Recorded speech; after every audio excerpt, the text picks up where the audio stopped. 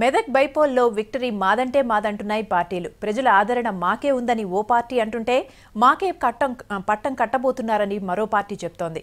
పరస్పర ఆరోపణలు, విమర్శలతో ఉప ఎన్నికల సమరం వేడెక్కింది. సింగిల్ సీటు కోసం ట్రయాంగిల్ ఫైట్ కొనసాగుతోంది.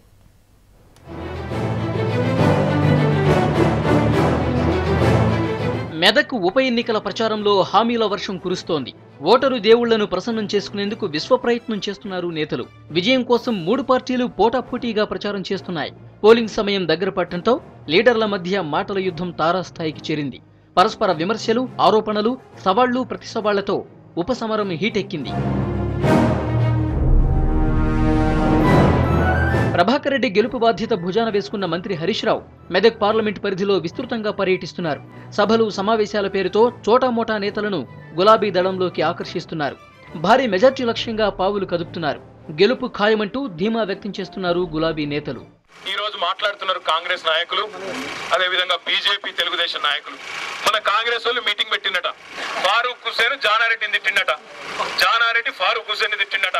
ఇక ఒకళ్ళు తిట్టుకుంటే బాగుండదని చెప్పి పొన్నాల లక్ష్మి లేచి ఇక ఏదో 4 మాటలు అనాలి కాబట్టి కేసీఆర్ అని పీకిండట. ఏమంటాడు పొన్నాల లక్ష్మి? మొత్తం కరెంటు కష్టాలన్నీ కేసీఆర్ చేయబట్టే వచ్చినాయట తెలంగాణకి. ఇయ్యాల మేడమే తలకాయనోడు ఎవరైనా మాట్లాడతాను కాదు.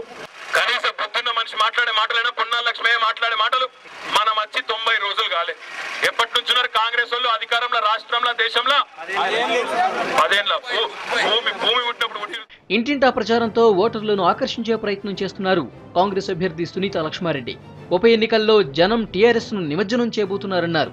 ఓటమి భయంతో ఆ పార్టీ నేతలు నర్సాపూర్లో భారీ సభకు ప్రయత్నిస్తున్నారని విమర్శించారు. అధికార పార్టీ ఎన్ని ప్రయత్నాలు చేసినా కాంగ్రెస్దే విజయమన్నారు. సునీతకు మద్దతుగా కాంగ్రెస్ సీనియర్స్ ప్రచారం నిర్వహిస్తున్నారు.